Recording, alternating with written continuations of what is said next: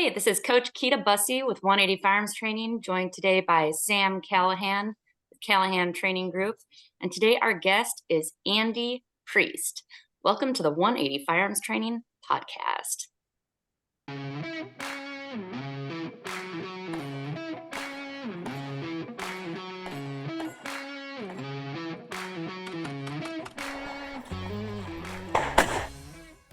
Andy, ahlan wa sahlan. أهلا بك يا كيتا، كيف حالك؟ أنا بخير، شكرا. كيف حالك؟ أنا بخير الحمد لله، شكرا شكرا. أنت تتكلمين عربي جميل جدا جدا جدا. شكرا. So, عفوا. Andy, why don't you tell us a little bit about the reason you learned to speak Arabic? Well, the reason I learned to speak Arabic actually has something to do with firearms because I was laying on my back on a dusty range while teaching a CQB class with my shoulder separated. Ooh. So it got dislocated. And I had a number of months afterwards where I was not really doing anything of a positive nature. And I thought to myself, well, why don't I do something different? I taught at one of the local universities part-time, called them up, asked them if there was a discount available if I wanted to take a class. They said yes. I looked down the sheet. I saw Spanish, I saw German, I saw French, and then I saw Arabic.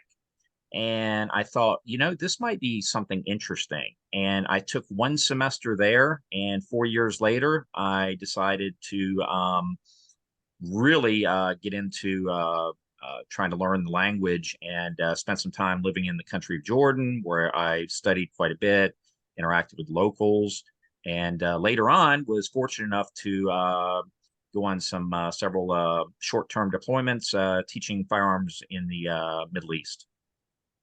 Okay. So I travel the world quite a lot, teaching classes in different countries. So it's very important for me to try and learn the language wherever I go. And I've come up with a method for myself that works. And oddly, it was the same method you have figured out that works, where I'm able to pick up a language within about 3 days in the country. I'm speaking the language enough to get by. And you gave me only 3 lessons, about 45 minutes long. And then the fourth time we met, it was a test. I did a That's little bit of correct. studying on my own with flashcards, but really 3 45-minute classes is all I had. And now I'm able to have a conversation, which happened the last time I was flying to my class in the airport. The ladies working in the Delta Lounge spoke Arabic, and we had a conversation. Then I was just in Seattle and had to ask for directions, and the man said, "I'm sorry, I don't speak English." And I recognized his accent right away, and I said, "Oh, اتكلم عربي قليلا." I speak a little bit of Arabic. And he was totally shocked, and his teenage son started already getting out of the car to translate and was very surprised to see his father having a conversation with a blonde white woman. Absolutely, absolutely. I cherish those moments, either when I hear it or I experience it myself, because I've been, in a store before, and all of a sudden just start up a conversation, and next thing you know, they're like, "How do you know Arabic?" and this and that and the other thing. So yeah, that's pretty much kind of our operation here. Is we teach Arabic very rapidly. Usually within about 4 hours, we can have somebody at least being able to hold about a 10-minute conversation on various known topics, and to some degree, sometimes some unknown stuff, because they're able to guess, anticipate what a word might be, even if they don't know the entire sentence, so to speak.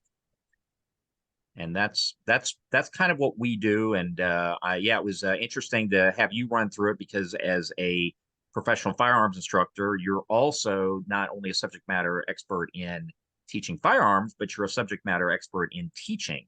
And really, our program, to some degree, with my background as a firearms instructor, was developed using the same methodologies that I've learned over the years, such as layering, such as building a skill set, and then kind of at the end having us put it all together. Versus a lot of other programs, language programs out there, are very, they're not dynamic. You're sitting there learning a word or words that you don't need in a conversation until you're an advanced speaker. And we just found out, and I personally found out, that the methodologies that are usually taught in most institutions right now are not working when you actually need to build relationships, when you need to solve problems. For me, it was immeasurable working in the Middle East to be able to speak Arabic, not just on the line where I could fix safety issues, malfunctions, whatever the case may be, but also when you're trying to get things done outside of the line, or fix other problems out. And I'll give you kind of a case study. We were actually on a base that we had been to about 2 years before. And we were walking down a hall. I don't remember what we were trying to do. We were trying to find something to get the process started. And down the hall, I see a guy that I remembered from 2 years ago. The reason I remembered him, he was an outstanding student. He was just a good all around guy and warrior. And as soon as I saw him, I kind of rushed toward him. We did the, kiss on the cheek type thing. And I spoke to him in Arabic because he spoke no English. And at the end, he said, if you guys need anything, let me know. And well, we happened to need something. I can't remember what it was. I think it was something about getting our interpreter on base in a timely manner or something like that. And he was able to fix that problem for us, for the simple fact that we were able to communicate. We had built a relationship with him. So yeah, it was immeasurable. Yeah, I've definitely found it's helpful when I'm teaching in other countries to know at least a little bit of the language to give directions as an instructor. With Well, when I was in Kenya, I had to learn some Swahili because the range hands, the helpers that were helping me build the stage, didn't understand what I was saying in English. So I had to say, move that target back or a little to the right or put this wall here. And I had to learn Mm-hmm. very quickly how to speak in Swahili to say those things. So this is awesome what you're Absolutely. doing. And we have international matches in the US too, in Florida quite a bit. We'll Mm-hmm. have people coming in speaking other languages. Did you experience that, Sam? Yeah. Oh, yeah. I've talked to plenty of people down, especially Florida, but not for nothing. I'm from New Jersey, and a lot of people from Jersey speak a lot of languages. So, Yeah, so you hear all kinds of different languages. There are opportunities to use different languages in firearms, even if it's in the US. Absolutely. I think people would be surprised at how many, different languages. I know one of the local schools, there was a report out, and like there was 70 different languages in that school. It was a high school, if I'm not mistaken. So, there are people from everywhere out there. My expertise happens to be in Arabic, but really any language that you learn is going to benefit, both the outside world, and I think as a challenge, our inside world as well. So, Sam, I have a question for you. You haven't learned any other languages so far. What has been the biggest obstacle for you that has prevented that from happening? probably time. I'm just very dedicated to gun stuff, and I am a one lane professional, so I stay to my lane. Gotcha. Yeah, Well, that's Sam's kind of our ideal student in a way, because we understand time is such a, it's just everything requires time, including languages. And, one of the problems that I faced was, I went to a, institutionalized, program or program in an institution. And it's great. We learned all this grammar and this, that, and the other thing. The problem is I couldn't, I couldn't have a conversation with another person after I got done with that. And right. that's where I personally started to go, hey, there's got to be another way.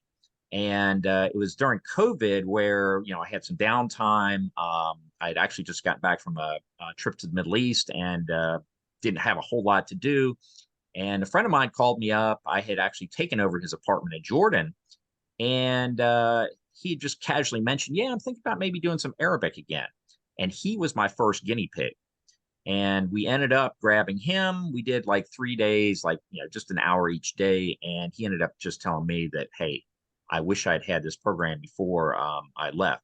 So after that, we ended up getting a number of people from the gun, military, law enforcement sectors And these people had not spoken any Arabic before, and we ran them through basically the equivalent of what you had, 4 days, 50 minutes per day, had them study 10 minutes on their own, doing some flashcards. And we tested them out on that 5th day, and they were all able to hold between a 10 and 15-minute conversation. So while, yes, languages, especially Arabic, because it is one of the hardest languages out there, it does take time. I think that time can be greatly reduced. Oh, yeah. Yeah, this is not our usual podcast. This is a little off topic for us, Mhm. but I think it's so valuable what you're offering that I want people to know about it. Well, yeah, we certainly appreciate that, and we want people to know we're right now a pretty small operation, but we've had enough students now where we've completely tested this system out, and it's ideal for anyone who either has to go somewhere in a number of weeks and needs to be able to communicate to a degree, or even somebody that wants to make this, a life challenge. We can cut that time, in half probably. Mhm. So What does that's that kind of, remind you of, Sam? Yeah, that's literally sounds like what Take we a do. Yeah. class. Yeah. Yep. well, it's one of those things of, if you want it bad enough and you don't want to spend that type of time, you're going to search out individuals out there who know how to do that. I've been fortunate over my time. I've gotten to train with some of, I guess, kind of the maybe considered the old school, but great trainers, guys like Pat Goodale, Tom Givens, Louis Auerbach, who since has passed. But those guys are SMEs and have been for the last 40 years. And I I took look at Tom a guy like Gibbons. Pat Goodale. I mean, that guy, not only does he know firearms and its related capabilities, but just as importantly, he knows how to deliver the content to students so that they Mm, learn very, very rapidly.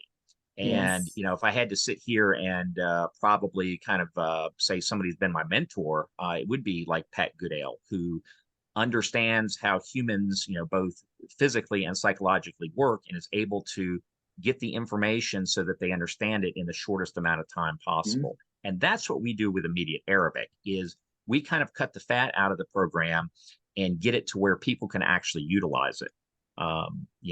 I think our main goal in the future will be try to get some of these programs to some of the special operations units out there, guys who maybe don't need to speak fluently, but at the same time need to be able to communicate enough to prevent issues and or solve problems quicker. But a big thing that I'm hearing the similarities between is I took Spanish my whole life, and I don't even Mm-hmm. consider myself like a Spanish speaker. Like I took Spanish classes. It doesn't help with communication. But now I have a lot of friends who, again, I'm from Jersey. We grew up working crappy jobs. I have a bunch of real white friends who I call they speak kitchen Spanish. And Mm-hmm. it gets Yes. them way further than any Spanish that I know. And they actually can bust out conversations with people. And it sounds very similar, where it's like, all right, here's how people talk, here's how to communicate, here's the important bits. We don't need to conjugate verbs just yet. I mean, if you're going to take your PhD in whatever language, sure, conjugate those verbs. But it sounds like this is a little bit more cut and dry what people need to get started and actually understanding the language, not the grammar. Absolutely. And here's kind of the example I give people. As a baby, we're sitting in a crib for X amount of hours on a bed or whatever the case may be. Mama is over us with, something shiny and going, Mama, 10,000 times. One day, all of a sudden, we go, Mama. And she goes crazy, gets excited, gives us a cookie or a snack or whatever. We're rewarded. Life is good. There's a want or a need later on, and maybe it's like next time, Mama, cookie. Well, she goes crazy again. She's super happy. There's good feedback. So that kind of continues on to where it's like, Mama, want cookie, Mama, want cookie, please. And then, at 4 or 5 years old, we're basically fluent in English at that point in time, even though our vocabulary and our grammar may not be perfect. But now we can go off to school and we can learn all those grammar rules and that huge vocabulary. That's But in the actually beginning, that's a very odd way to put it because I never processed it like that. When I went to school, I spoke fluent English, even though I had no idea what letters were. I had no idea what any of this was, but I spoke English and I understood English. So that's a weird. I've never thought of it in that regard. That's very interesting. and that's very true too, because how many people have you met in your entire life who have virtually no education or very limited education, but they speak their language fluently. Yeah. They did not have grammar. This is a constant argument sometimes in individuals who say, we have to learn the letters first. You have to learn grammar first. And I'm like, no, no, no, no, no. You don't want to do it that way because it's going to slow your process down. And just like you, I've interviewed hundreds of people who've said, yeah, I studied Spanish for, 4 years in high school, or, 2 years in high school and 2 years in a university. And they don't speak, and they don't speak Spanish. I I took even it have, from fourth grade through college. Then I didn't speak Spanish. That was just normal. It was just a class. Like everything else, they just made us go through the classes. So nobody really picks up. I don't remember anything from school. And it's a good. sure. I mean, I I know that's have not I have a student now. She actually minored in Arabic, but when she came to study with us, she could not speak Arabic. Yes, she knew vocabulary. She probably knows the grammar, even, if she had to sit down and look at it, better than I do, but she can't speak it. And at the end of the day, whether you're deployed, whether you're going to the Middle East on business, whether you got him down at a match, whether you are helping the guy out in Washington, to try to get directions, none of that matters. You can know grammar all day long, but if you can't speak to the person, Right. and we're just kind of back at square one at that point. I found the same thing taking Spanish in high school. I mean, my dad spoke Spanish, so I kind of grew up with it, but my Mhm. teacher in high school could not have a conversation in Spanish. Wow. Wow. I Yeah, always thought that was interesting. that is interesting. I've talked to some Ukrainians who've come over here since since the war began, and Mhm. they are really great at grammar, writing, reading, stuff like that, but they're not super. Pronunciation. Yeah, pronunciation and actually holding conversations is very difficult. And trying to get to the bottom of this, I said, well, why? And one of them finally said, well, it's the way we're taught there. She Hmm. goes, our teachers don't speak English very well, but they can give you a laundry list of grammar and teach it, and you will be able to pass a test with it. And I think that right there is like the biggest difference. Do you want to pass a test, or do you want to get this done?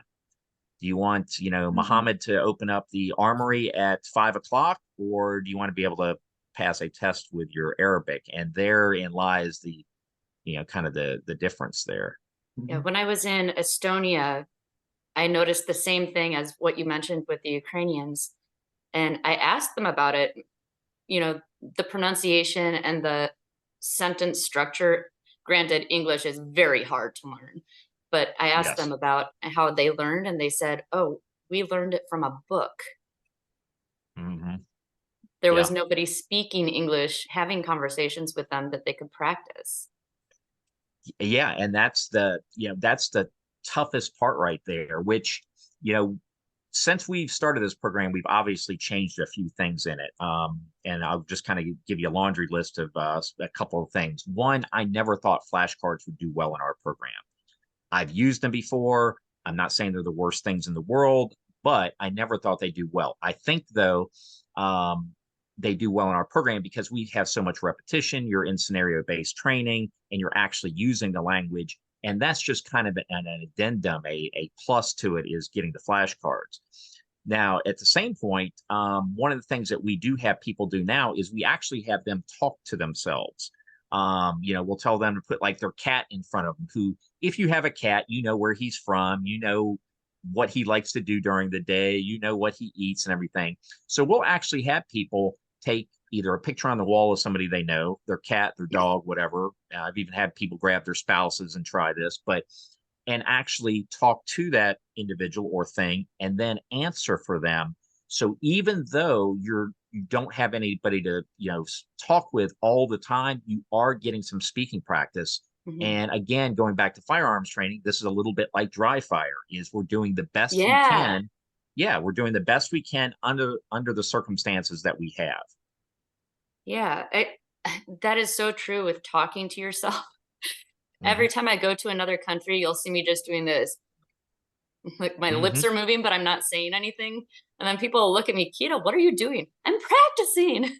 Yeah, yeah. Mhm. And people tend to overlook those little things. It's like if you take a shooter who really doesn't know a whole lot about shooting, and you're giving them the, the handgun 101 class, and you go through your dry fire portion, they kind of look at you at the first like you're crazy. Well, that's not really shooting. Then 2 years after they've taken some more courses, actually started shooting, they're like, you've got a dry fire, you're not going to become the shooter you want to be. And to me, that's the same thing with the Arabic languages. You've got to not just speak it when you have the opportunity to speak it, but also speak it when you sometimes don't have that opportunity. So yeah, it's, again, to me, learning is learning, whether it's with a gun, whether it's languages, whether you're learning anything. It's trying to bring conscious thought processes into the unconscious thought processes. For instance, in the beginning, when you're learning to draw, whether you have a 4 or 5 step draw, however you teach it, you are constantly thinking about, those steps. And then ultimately, hopefully, if you've practiced enough, 2 weeks later, it's, it's unconscious. You do not consciously have to think about those steps. And that's the same thing with Arabic is, usually the individuals that I talk to who spent some time learning Arabic in some institution, it is total conscious thought, versus we are always trying to get somebody to switch from that conscious thought into the unconscious as fast as we can. And it is a game of catch up, because you're always going to be learning more vocabulary, which is going to be obviously in the conscious stage at that point. But if you can get those first 3, 4, 5 minutes of conversation down, the next 5 minutes, which is going to be your hardest anyway, is going to be a lot easier, because you already have, all this vocabulary that you can just bring to the surface right off the bat.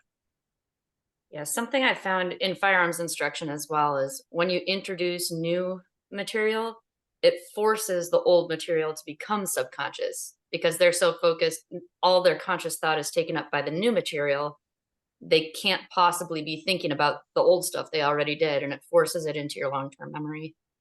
I do think it helps to force it, absolutely, and I think that's true of both languages and, like you said, firearms training is, there's only so many repetitions one can do of an action until either the student's going to fatigue or get bored or whatever the case may be. So if you get them a little time, or give them a little time to learn, eventually, which is one reason we consider sleep cycle so important in learning Arabic. Yeah. That once they're allowed to have that time frame, all of a sudden you start to go, oh, I can actually hold a conversation now, or I can actually get my gun out of my holster and point it in the right direction, and I don't have to think about it anymore. Mm-hmm. Yeah, I definitely have been dreaming in Arabic since our class. Nice. And even when somebody talks to me, for some reason, the Arabic word for it pops in my head. They're speaking in English, but I'm thinking in Arabic. I don't know how to explain it. Yeah. Well, I think that's always good is, when either it's coming into your dreams, and/or you're sitting there at a stoplight and you got, 80 words bouncing around in your head, and you're trying to think of, oh, hold on, what is that? Or what is the name for this? Whatever the case may be. It means your brain is really actively engaged on learning something.